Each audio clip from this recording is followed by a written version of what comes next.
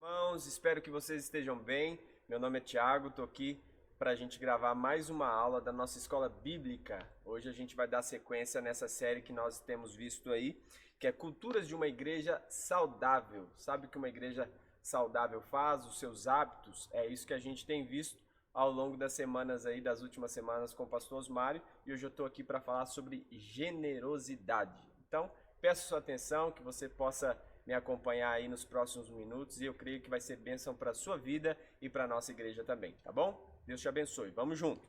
Então, generosidade. Se uma igreja hoje, ela quer ser relevante, ela quer de fato transformar esse mundo, né? Ser influência para as pessoas, nesse mundo caído, distante de Deus, algo que ela precisa buscar é ser parecida com o Senhor. E uma das coisas que nós podemos perceber no caráter de Deus é generosidade. A Bíblia diz que Deus amou o mundo de tal maneira que deu o seu único filho, né? O seu único filho para nos salvar. Então, quando nós temos essa característica em nós estamos refletindo algo do caráter de Deus. E hoje eu queria que a gente pensasse sobre isso. Generosidade. O que é generosidade? Você já parou para pesquisar sobre essa palavra? Para talvez trazer isso para a realidade da sua vida? Eu queria definir esse termo, essa palavra, com um texto do livro de sabedoria, de Provérbios, capítulo 11, versículo 25. O texto lá vai ser bem claro para nós e ele vai dizer: o generoso prosperará. Quem dá alívio aos outros, alívio receberá. As escrituras de sabedoria na Bíblia, normalmente elas trabalham tentando reforçar algo que ela disse. Por exemplo, no começo da frase diz que o generoso prosperará. E aí, para reforçar esse pensamento, ele está dizendo: quem dá alívio aos outros, alívio receberá. Né? Tem um termo técnico para isso, de paralelismo composto, mas aqui eu quero usar uma expressão fácil. O sábio aqui está reforçando para a gente que quem dá, quem é pronto em abençoar, ele se torna próspero, ele também não tem necessidade de nada, porque uma vez que ele alivia alguém, ele também vai receber alívio das pessoas, certo? Então é sobre isso que a gente vai ver. Eu queria que a gente já percebesse sobre os resultados. A generosidade, ela faz com que nós possamos viver resultados na nossa vida. E eu queria destacar alguns aí, e talvez você também já tenha vivido isso. Eu queria reforçar. A primeira coisa que a gente queria perceber aqui é que a generosidade transforma a nossa vida. Jesus dizendo, ele falava assim, olha, há mais felicidade em dar do que receber.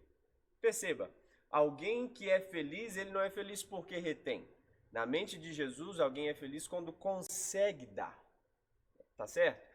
Nós, por exemplo, somos abençoados. Quando nós temos alguma coisa, é interessante a gente perceber se isso que a gente tem, as nossas posses, dominam a gente ou se a gente domina essas posses. Por exemplo, eu tenho esse celular aqui. E eu sou abençoado não porque eu tenho, eu sou abençoado porque quando eu entendo que eu posso fazer um bom uso desse celular. E talvez até abençoar alguém, até pegá-lo e dá-lo para alguém que esteja precisando. E isso tem a ver com generosidade, quando as coisas não me dominam, quando elas não são donas de mim. Você vai lembrar quando Jesus disse que é impossível a gente servir a dois senhores nesse mundo. E aí, quando ele vai falar de dois senhores, ele está falando sobre Deus e sobre Mamon, ou sobre o dinheiro, né? E é a única vez que a gente vai perceber que ele vai trazer essa importância de divindade para alguma coisa. E ele traz essa importância para o dinheiro.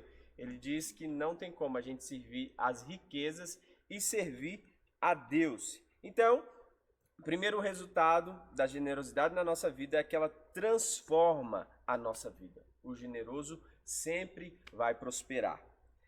Também o segundo resultado é que a generosidade nos conecta com as pessoas. Você conhece alguém que é generoso? Provavelmente você conhece alguém, talvez você também é. Mas alguém generoso, as pessoas que são generosas normalmente são pessoas felizes, né? Pessoas que estão sempre sorrindo.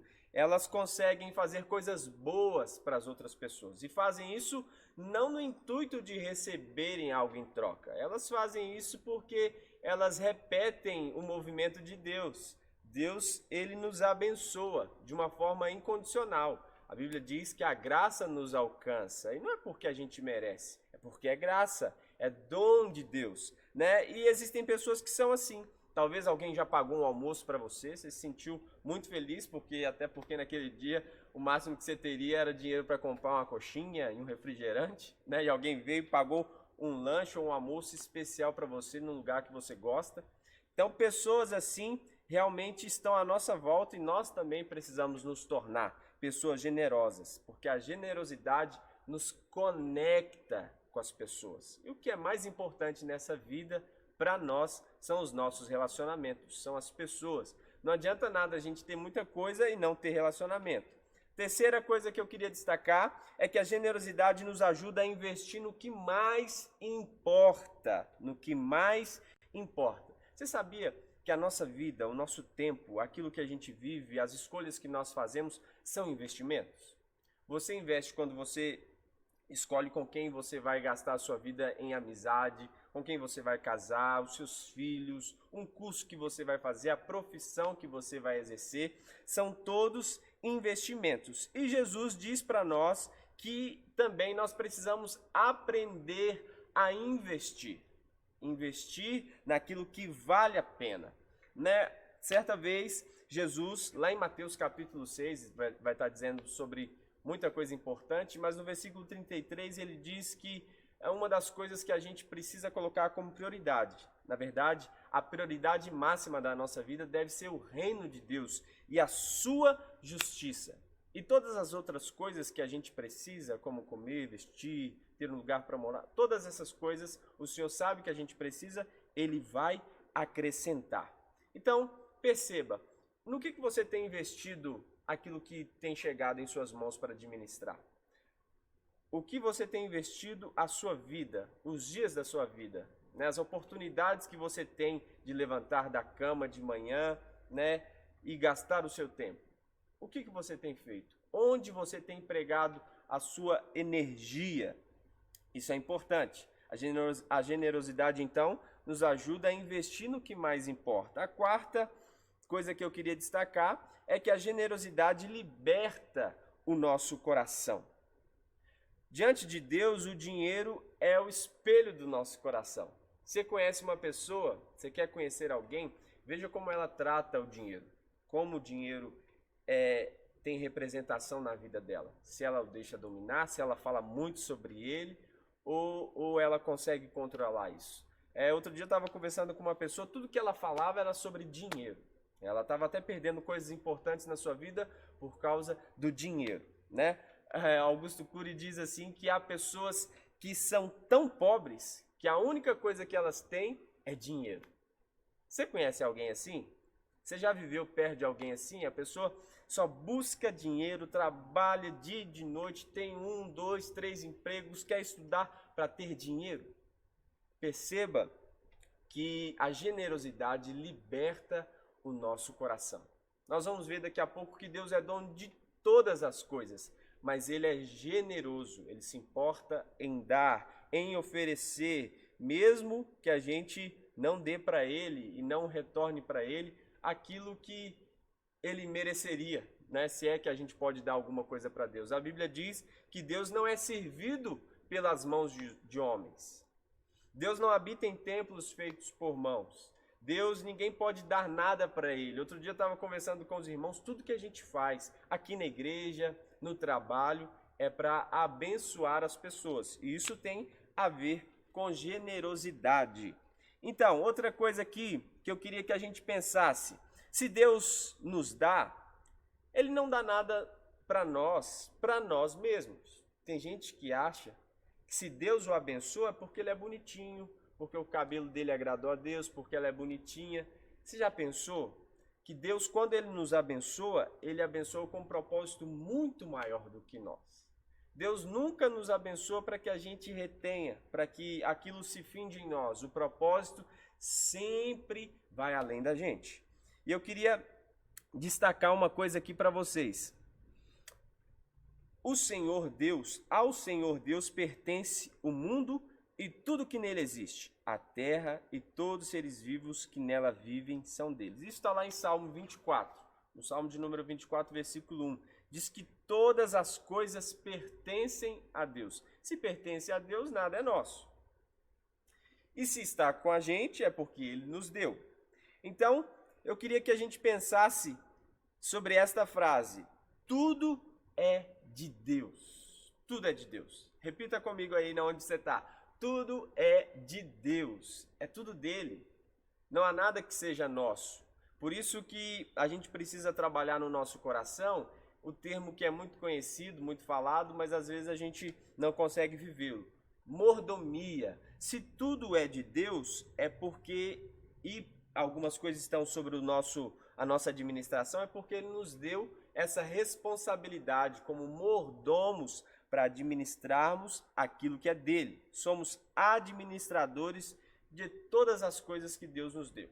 Por exemplo, eu sou casado, tenho uma esposa e tenho 2 filhos. Eles não são meus. Eu não sou dono da minha esposa. Ela é minha esposa e eu estou com ela para que ela possa atingir todo o seu potencial em Deus. Os meus filhos, da mesma forma, são heranças do Senhor. Então, eles são meus filhos e eu preciso viver essa vida para dar condição para que eles vivam também para a glória de Deus. Então, tudo é para Deus. Nada é para mim, nada é por mim, porque Deus me achou bonito. Não, é pela graça dele, pela misericórdia. Temos um ótimo exemplo disso no Antigo Testamento. A gente até viu uma série agora, por último, na escola dominical, vendo sobre os patriarcas, suas decisões para tempos difíceis, e vimos a história de José. Como Deus usou a vida de José. José sofreu tanto, quando foi vendido como escravo, chegou no Egito, ele serviu na casa de Potifar e ajudou a administrar ali os seus pertences, e depois Deus usou para interpretar o sonho de Faraó, e Faraó entendeu que José devia ser o governador do Egito. Perceba, José entendeu que Deus o levou para ali para que ele pudesse gerenciar toda aquela situação, não por causa da vida dele. Tanto que ele consegue perdoar os seus irmãos. E ele então percebeu que Deus o levou ali para que o povo de Israel pudesse ser mantido e a história de Deus com a humanidade pudesse continuar tendo como exemplo o povo de Israel. Então, ele entendeu isso e a gente percebe que ele foi o governador usado por Deus para salvar o mundo da época, não só Israel, mas o Egito e as outras nações que iriam lá também para pedir ajuda. Então, o ponto que eu quero enfatizar aqui com esse princípio é que tudo pertence a Deus, tudo é dele, nós somos administradores. E algo muito profundo aqui é confiança de Deus em nós, que é desenvolvida no nosso relacionamento.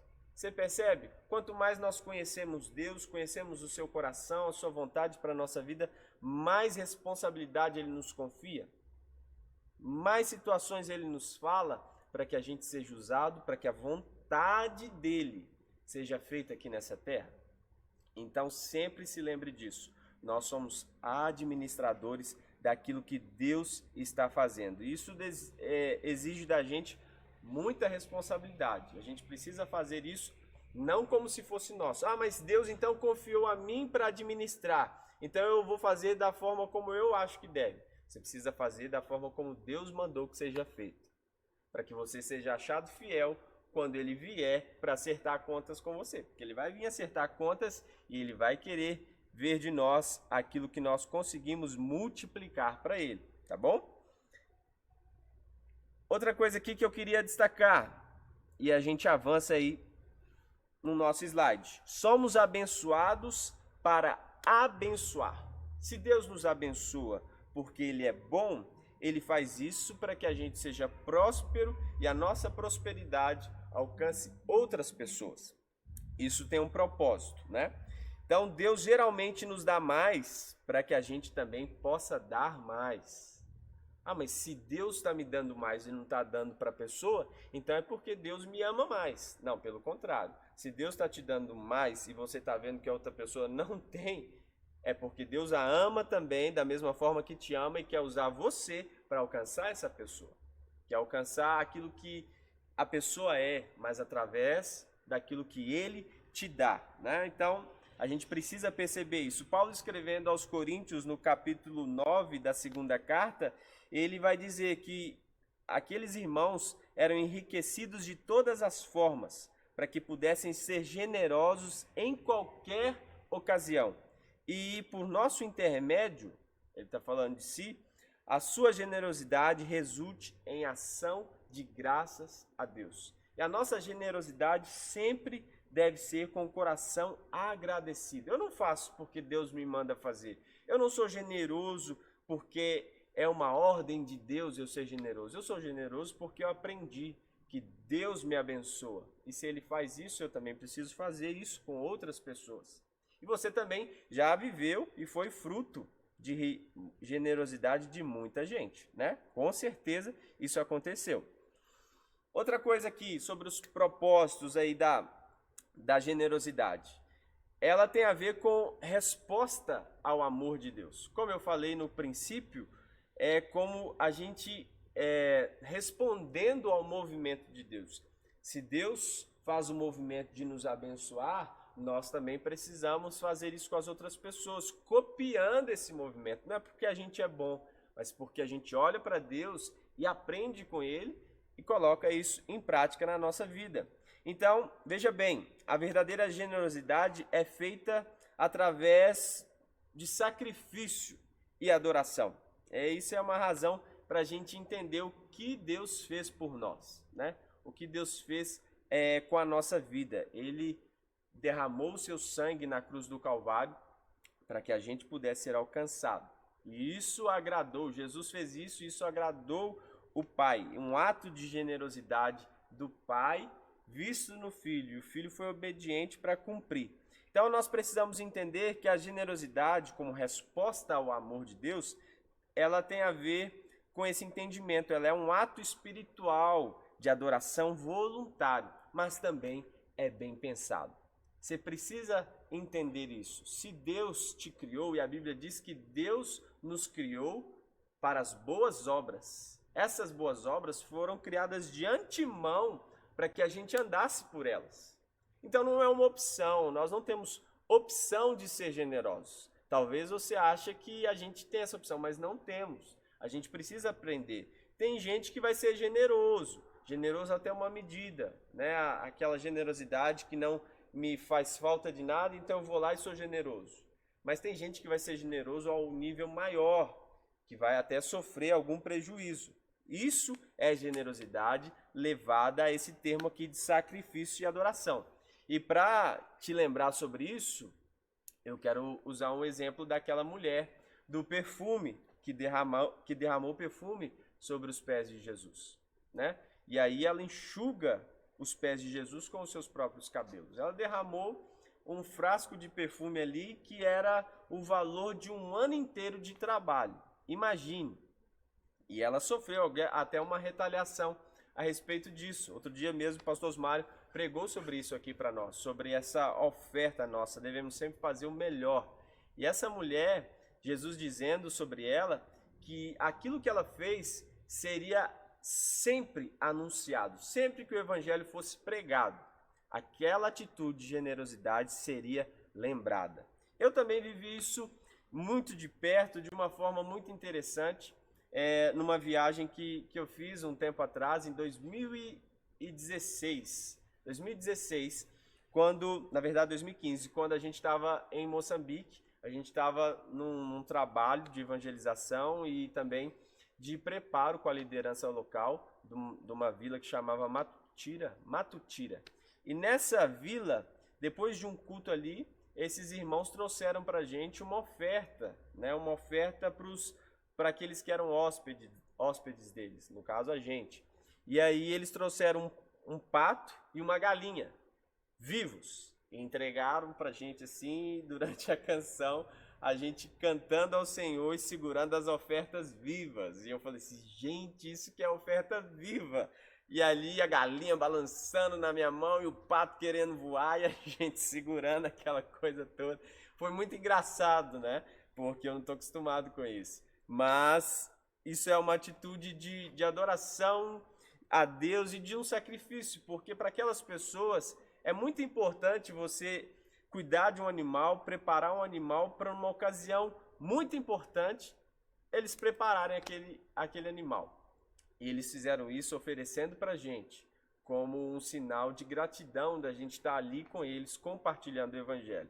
Quero te dizer que foi um negócio assim fora de série, porque naquele dia nós descobrimos, né, junto com outro pastor amigo nosso, que nós somos os primeiros brancos a chegarem naquele lugar para compartilhar sobre a Bíblia e eles perceberem que a Bíblia deles era parecida com a nossa, né? Claro que dentro da linguagem deles lá, mas foi um negócio assim marcante para a minha vida. Isso não é novo, porque Paulo fala sobre isso lá em 2 Coríntios também, capítulo 8, quando as igrejas da Macedônia levantam uma oferta para que pudessem abençoar outras igrejas. E eles fazem isso não porque estava sobrando, mas eles fazem isso porque eles entendiam que haviam sido muito abençoados. O Senhor havia salvado aquela gente e o coração deles era derramado em abençoar. Pessoas humildes, pessoas que às vezes cortavam e tiravam até mesmo da sua mesa, do seu pão ali diário, para abençoar a vida dos missionários e das igrejas ali da Macedônia. Isso é muito importante a gente perceber. Eu queria que você lembrasse dessa frase que eu vou dizer agora. Você só pode dar dessa maneira, como eu falei dessa igreja aqui, você só pode dar dessa maneira se você considerar seus bens como se pertencessem a Deus e segurá-los com as mãos abertas. Você só pode fazer isso se você entender que aquilo que o Senhor confiou a você precisa ser seguro com as mãos abertas. A Bíblia diz, e a gente precisa entender sobre essa questão de generosidade, porque a mesma mão que abre para dar é a mão que abre para receber. Então, se nós não estamos acostumados a oferecer nada, a abençoar ninguém, normalmente isso também não vai acontecer na nossa vida. Então a gente precisa exercitar a generosidade na nossa vida. A gente precisa fazer isso. Aí você pode dizer, eu oferto, eu sou generoso, mas quando não me afeta. Às vezes isso aí pode ser considerado generosidade, mas talvez nessa aula Deus está chamando você para ir mais profundo dentro de um tema tão importante e que precisa se tornar uma característica nossa. A gente precisa ir a um nível que se torne um sacrifício para nós em alguns casos. Às vezes você vai ficar sem um tênis, sem uma calça nova que você queria comprar, uma roupa nova, né? Às vezes está chegando o final do ano, tudo que a gente está vivendo agora vai fazer a gente repensar os nossos valores, mas no final do ano talvez você não vai comprar uma roupa nova, você vai comprar para alguém que está precisando de fato e vai abençoar a vida de alguém. Isso é generosidade, você deixar de usufruir para que o outro seja abençoado. E Jesus dizendo lá em Lucas 6, versículo 38, ele diz: deem e lhe será dado uma boa medida, calcada, sacudida, transbordante será dada a vocês, pois a medida que usarem também será usada para medir vocês. Né? Como que você dá? Como que você é generoso? O movimento que você faz, até onde a sua mão estica, até onde você se esforça para ir, da mesma forma vai acontecer na sua vida. Se você se esforça pouco, não conte com muita ajuda. É isso que Jesus está dizendo. A gente precisa perceber. Tá bom, já vimos tantas coisas, tantos exemplos, e aí você me pergunta, como que a gente pode ser generoso? Como que a gente pode ser generoso? A gente pode ser generoso de algumas formas importantes. E eu queria aqui deixar elas bem claras. E para que a gente pense, nós temos falado muito aqui na nossa igreja sobre hábitos, né? E a generosidade precisa ser um hábito na nossa vida. eu deixei destacado aí o texto de João 3,16, quando fala do movimento de Deus em nos abençoar. Deus ama tanto que dá. Deus ama tanto que dá. Você já percebeu o quanto que você tem se entregado?